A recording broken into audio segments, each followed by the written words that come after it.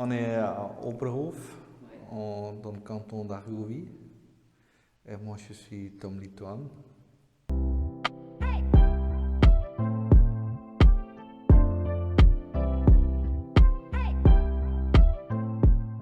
Je suis tombé parce que quand j'avais 18 ans, j'ai vécu 3 ans à côté de Chablis. Ouais, c'était dur à ne pas tomber dans le vin là.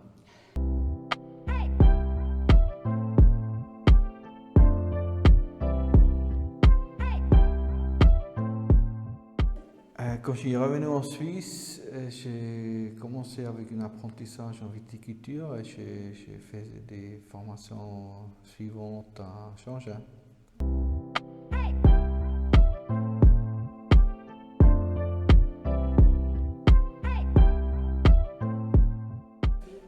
J'ai commencé en 2006 avec des petites parcelles. J'avais loué en tout même pas 1,5 hectare. J'ai bossé encore au balisier et j'ai commencé gentiment à développer mes idées.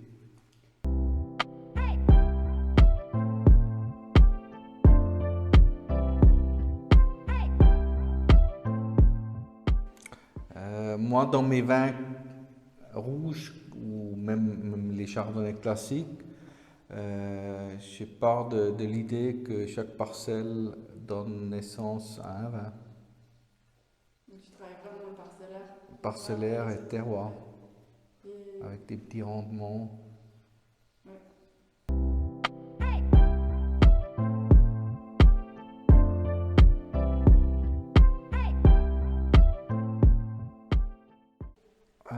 La particularité, on a vraiment des jolis terroirs marno-calcaires et on est ici au nord de la chaîne du Jura. Alors on est plutôt sec, on est peut-être un peu plus tardif que d'autres régions parce qu'ici on est quand même à 500 mètres d'altitude, mais c'est des jolis terroirs pour toute la famille des pinots. Toi, tu travailles beaucoup de pinot noir. Je travaille beaucoup de pinot noir, je pense au... il n'y en a pas 36 des grands cépages rouges, mais le pinot fait certainement partie de ces des grands vins, oui.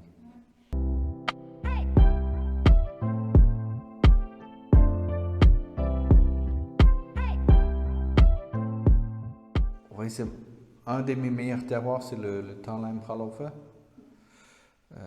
Comme je t'ai dit, c'est marno-calcaire. Il y a une partie des vignes qui sont plus que 50 ans maintenant. C'est aussi en 500 mètres d'altitude. Ça donne un vin plutôt sur l'élégance, avec comment dire, profondeur au niveau aromatique, avec une certaine fraîcheur en bouche, une jolie longueur.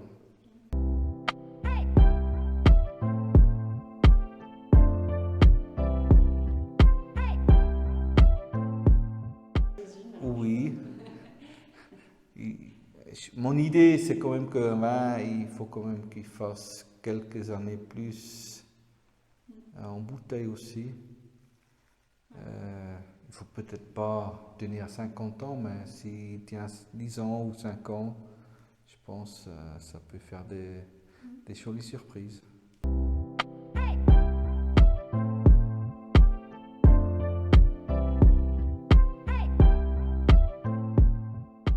Je fais un peu d'essai avec la cerise haute du coin, même du nef, neflier. Ouais, avec les nefs aussi.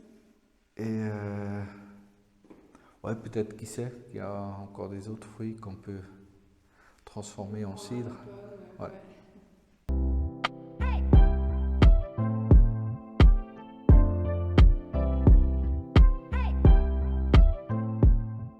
Des gens que j'aime bien, leur vin, c'est certainement euh,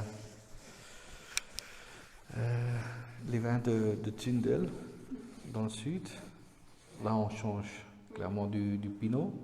Mais sinon, en pinot, les vins de Jean-Denis Perrochet. Ça, c'est un style qui me plaît très bien. Les vins de Laura Paco, vraiment.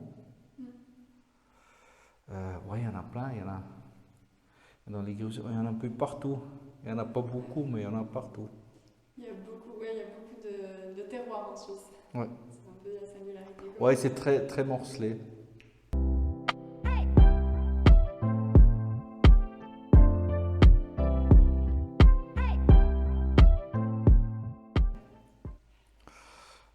Ouais,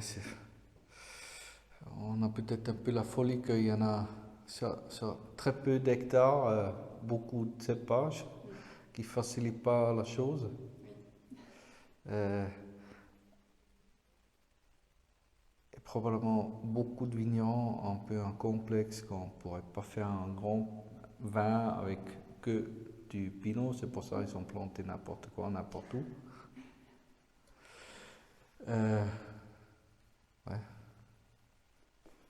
C'est très dur à définir l'univers de vin suisse, mais il y en a beaucoup de petits domaines qui se donnent vraiment la peine et qui peuvent sans autre se mesurer avec les grands du monde viticole. Il y a des terrains très intéressants et il y a des très bons vins en Suisse. Ouais, à découvrir.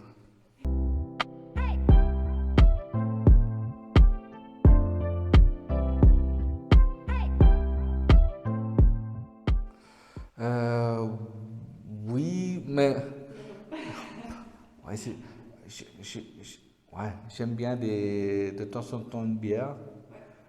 J'aime aussi bien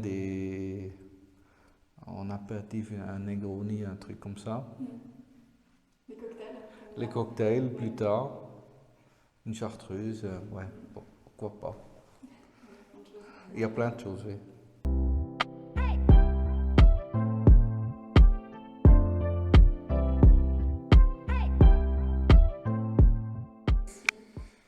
Ouais, quand c'est arrivé, ça je sais pas, mais je sais, c'est plutôt un fun fact que l'Argovie, avant Phylloxera, on comptait 2000 hectares.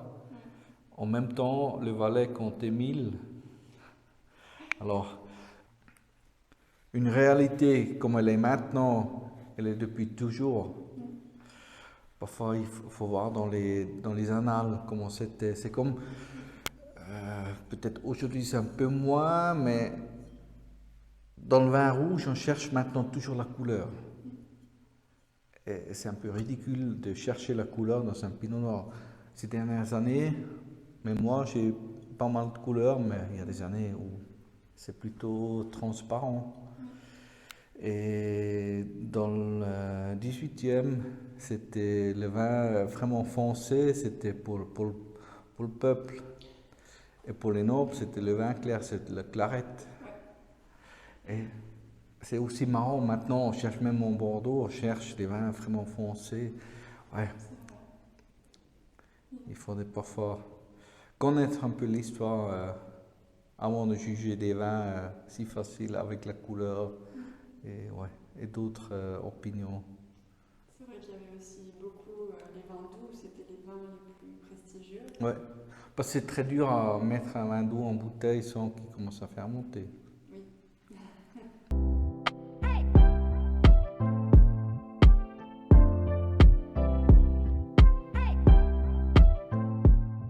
Biodynamique, je suis certifié Déméter Depuis longtemps. depuis 2010.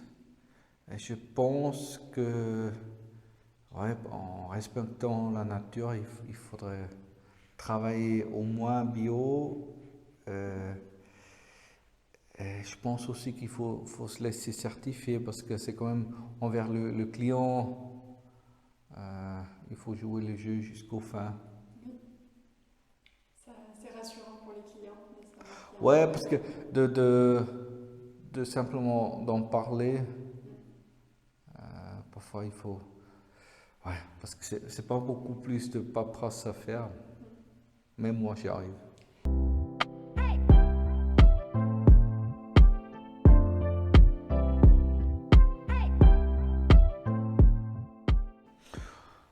Ouais, J'ai déjà fait quelques cuvées nature, mais c'est pas ça ouais, qui me tripote le plus. Non, d'abord pour pouvoir voyager, si tu as un vin que tu veux aussi un peu exporter, ou même voyager en Suisse, parce que euh, une petite dose de soufre fait pas de mal. Je pense qu'il y a une très grosse cisanie sur le soufre, C'est vrai. qui sert à rien. Parce que ouais, le grand débat, c'est plutôt quel produit on met à la vigne. C'est peut-être plus important que parler du soufre dans le vin. Ouais. Ouais, il y a d'autres étapes Ouais. avant. Mm. Mais pour ça, il faudrait avoir une plus grande connaissance de tout le travail. Mm. Ouais, il y a besoin Parce que d'éduquer. le vin nature se fait pas uniquement en laissant le soufre à côté.